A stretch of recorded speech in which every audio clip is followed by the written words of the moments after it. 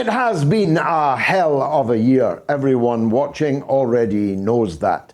Twice a week throughout the year, we have brought to you the other side of the story, the different point of view. We have encouraged you to think more, to study more, and to discuss more with each other the great events through which we have been living. And my goodness, it has been working. We would regularly clock up around 1.7 million viewers, all or part of the mother of all talk shows at the beginning of 2023. We end 2023 disappointed if 3 million people haven't shared, watched in the experience that is the global university of the airwaves, the mother of all talk shows. I'm going to start at the end, i.e. right now.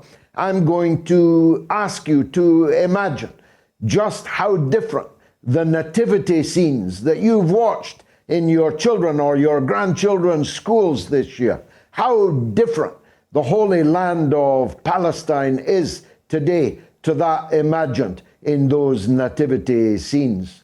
There, the stars were bright, the sky was clear. Mary and Joseph could pass untrammeled. No checkpoints, no danger of being gunned down in the road. There, Mary made it, albeit to a stable, rather than having to give birth, almost certainly a stillbirth, at the checkpoints through which those traveling between Jerusalem and Bethlehem are forced to endure. Even Nazareth, where the couple came from, Mary and Joseph, embarked from, is a city under siege. For it is still a Palestinian city, isolated, an island, surrounded by hostile Zionist crowds, always ready to pounce in a pogrom against the minority Palestinian community, even inside Israel proper, as they call it, Israel as recognized in 1948. But Bethlehem and Jerusalem are in the occupied West Bank. I want to take a moment to explain what that means. That means that every single government, every one, including the United States, including the United Kingdom, considers that territory to be illegally, militarily occupied territory. It has therefore a certain status in international law. The occupier may not occupy it in perpetuity. The West Bank and Jerusalem have been occupied since 1967, which is getting close to perpetuity. The occupier may not alter the demography or the topography of the land which they temporarily occupied. That means they cannot demolish that which is there. That means that they cannot construct that which is not there. That means that they cannot alter the lives of the people whose lives they temporarily occupy. And if they do, they are committing a crime under international law. Now, normally crimes are followed by punishments. What's unique about Israeli crimes in Jerusalem and the West Bank is that they are followed not by punishment, but by reward. The perpetrator of the crime is endlessly rewarded with money and guns, international recognition, acceptance into every international fora. There'll be no Russia at the Olympic Games, but be sure Israel will be there. There'll be no Russia at the European Football Championships, but be sure Israel will be there. There'll be no Russia in the Eurovision Song Contest, but be sure Israel will be there. Israel is everywhere, apparently influential beyond all measure, in the chanceries, in the parliaments, in the presidential palaces of every country in the Western world, despite every country in the Western world considering them to be in illegal occupation of the West Bank and Gaza. There's a secondary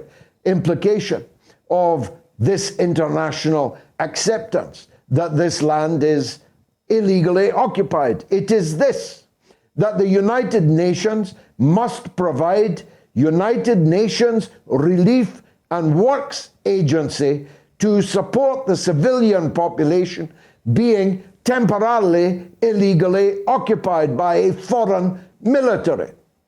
That would normally be sacrosanct. Not many people have the, what shall I say, chutzpah to murder officials of the United Nations, to destroy their works on the ground in the occupied territory.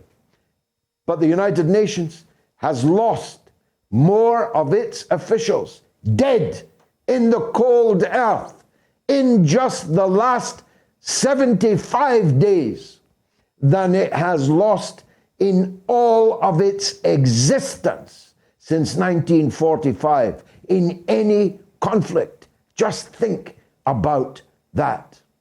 The third consequence is that not only is the United Nations charged with the legal duty to maintain and support the lives, the food needs, the educational needs, the health needs of the people temporarily occupied by a foreign military, it requires the international community as a matter of law to support and to advocate for the freeing of those people.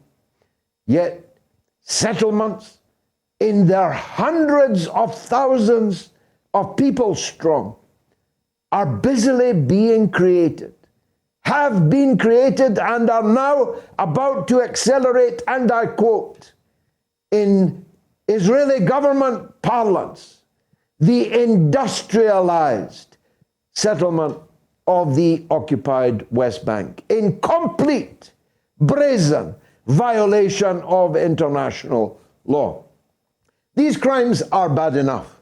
The failure of the international community, with all its legal responsibilities, to respond to them with proper support for the occupied people and proper punishment for the people committing the crimes, is the most long-running and egregious offense against international law, against all morality that we have seen anywhere in the world since the Second World War. And I haven't even started talking about Gaza yet. I will in a minute. I want to focus on the little town of Bethlehem, about which my own children sing so sweetly. The little town of Bethlehem is under such unremitting military siege and the regular murder of those traveling to and from it, that the Church of the Nativity, where Jesus was born, the Jesus we're all remembering tomorrow, where he was born, has changed its nativity scene and filled it with rubble and placed the baby Jesus in a kafir. At one and the same time, the now symbol of liberation and resistance to injustice all over the world, and an actual crime to wear in the city of Berlin. And if Cruella de Vil, the erstwhile British Home Secretary, had got her way, the British courts would now be clogged up with people on trial for having worn that kafir. Because Jesus was a Palestinian, you see. He was born in Palestine. He was a Palestinian Jew. All the Palestinians were Palestinian Jews before they converted, some to Christianity, others to Islam. But they were all Palestinian Jews. And so when you hear people trying to persuade you that standing up for the Palestinians is somehow an act of anti-Semitism, remember, it's the Palestinians, Jewish, Christian, and Muslim, who are the Semites. It is literally not possible to be against yourself. This land, the West Bank, Jerusalem, is internationally recognized as Palestinian land. And the fact that your government has done nothing, absolutely nothing, in fact, worse than nothing, to stand up for the laws they themselves passed in relation to it, is a very great crime indeed, for which they will never be forgiven, certainly not on the last day, on the judgment day. But if I have any breath left, I'll continue to fight for them to be held to account in this earthly life. Let me turn to Gaza. It is almost beyond description what is happening, what the governments of the West have not just allowed to happen, but have facilitated in the happening. All four horsemen of the apocalypse are riding hard through Gaza this evening, this Christmas Eve. War, famine, pestilence, disease, to which I add biblical flooding, a deluge, the likes of which Noah himself took to the waterways to save humanity and the animal kingdom. The stories you tell your own children. The Palestinians are up to their waist in waste water. All of the sewage systems have been completely obliterated. All fresh water has been stopped from flowing into the Gaza Strip, where 2.3 million people still live, though many have died, and many more, it would appear, are certain to die. No water, no electricity, no sewage system. An outbreak of epidemics like hepatitis spreading everywhere, amongst the ruins, in the refugee camps, in the destroyed hospitals, in the alleyways, amongst the rubble, amongst the bodies, human and animal, in the Gaza Strip. Disease, famine, people are dying literally of hunger. No food, no water, no power, no sewage system, no medicine, no electricity in the 1/3 of Gaza's hospitals that are still operating at all.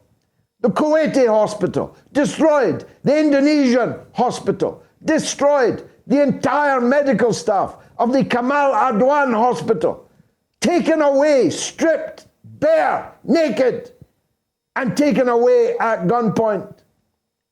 Children left literally to starve to death, to die of thirst in a hospital. Children and women in a United Nations school executed at point blank range by invading Israeli soldiers. Endless bombardment of dumb, unguided bombs, 2,000 pounds apiece, landing on people's houses, obliterating the lucky ones, crushing slowly to death the more unlucky ones.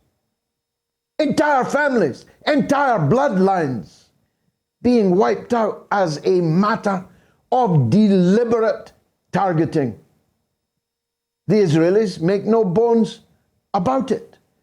They are thinning out, in their fascistic parlance, the Palestinian population, the indigenous population. They didn't arrive from Brooklyn or from London or from Paris. They have lived there for centuries upon centuries, are being thinned out.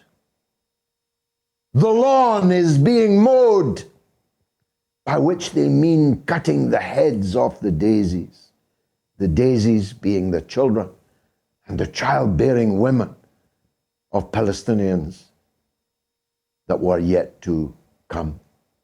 All of this isn't just going on in front of our eyes.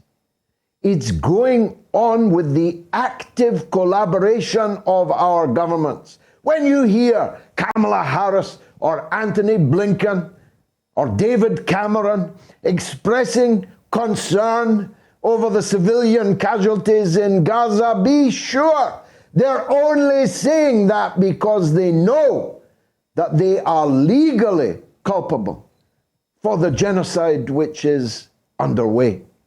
And that one day a legal action might just entrap them in that culpability. They want to be able to point to the day when they express their concern about what is happening. Your government, my government, are up to their necks in the blood of the people of Gaza. Every bomb that falls was given to Israel by the same Joe Biden who claims now to be concerned about the impact of the bombs that he gave them. Every rocket, every shell was given by the US taxpayer to Netanyahu to carry out this greatest of all crimes since the Second World War. And actually, many of them came through the British military base in Cyprus. Who knew that there's a little part of Cyprus, independent since 1960, which still belongs to Britain, and out of which flies every hour military aircraft laden with, one presumes, they will not say what it's laden with, even to members of the British Parliament. They will not say, but presumably laden with military war material, which then ends up beheading children in Gaza. Just think about that. Imagine having that on your conscience. Well, I have it on my conscience, even though I'm giving every breath that God gives me to try and stop it. The fact that it's taking place out of my country with my government's collaboration, active collaboration, is something that weighs heavily on me. And that's why I will never stop crying out against it, as I have done for more than 50 years. And the last word on my lips will be Palestine. That I promise you. Now, of course, the year began with a different war raging, a different story headlining, with a different set of twibbons and ribbons and buildings lit up in yellow and blue, a different war on the corner flags of every football stadium, flashing up on the electronic scoreboards of every football stadium, rigging the Eurovision and so on, in order to present the overwhelming public and governmental sympathy for the poor people of Ukraine. Of course, it helped that they were blonde-haired and blue-eyed and European. That helped a lot, trust me. Special channels in the airport where a lady sat to guide them in the byways of the social security system, how to quickly get a local authority house, how to get a job, how to access the public services that actually a large number of our own people are unable routinely to access. Cut after cut to every public service for us, but for the Ukrainian refugees, 5 million of them, it was the fast track all the way. I labor this point because what happened to all the Ukraine ribbons? It's almost as if somebody somewhere triggered that mass hysteria over Ukraine, a country about which virtually none of us knew anything at all, even where it was. Ask an American down in Alabama where Ukraine is, they'll have real difficulty in distinguishing it from Timbuktu. But it's almost as if somebody switched on and the same people switched it off. First it was, for as long as it takes, we'll give everything, do anything for Ukraine. And then it became, for as long as we can, we'll give what we can and do what we can for the Ukraine. And even that is now subsumed in a nothingness. Ukrainian people have been sacrificed in their hundreds of thousands. They have been sacrificed on the altar of the American obsession to destroy Russia, to break up Russia, to balkanize it into tiny pieces and steal its resources, as once they thought they could do forever, when Russia was lying drunk on the floor in the person of Boris Yeltsin, having its pockets picked by all and sundry. But now that that has completely failed, now that Russia has defeated NATO, and all those NATO armies that were present in one way or another in the proxy war against Russia, they've decided to draw a veil over it. What else could they do? They could hardly explain to you that your government committed national economic suicide for a war in Ukraine which has now been lost. They can hardly explain how they were going to liberate all of Ukraine and then some when the war has been lost. How can they explain that? That would be to declare that NATO, that the United States are not what they were cracked up to be, not what they tried to fool us into believing they were. Best to move on. And move on they have. Now they've moved from Eastern Europe to the Eastern Mediterranean. Now they have moved all of their pieces, their war chess pieces, onto a new battleground in the Middle East. And no good will come of it. There'll be no happier an ending there than there has been in the Ukraine. Because the truth is, the world has changed irrevocably. The tectonic plates have shifted. Power, once and for centuries, the overwhelming prerogative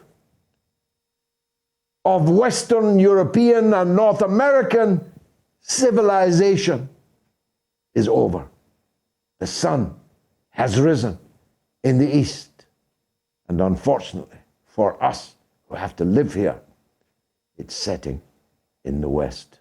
Take a look at Bethlehem under the rubble. This is the mother of all talk shows.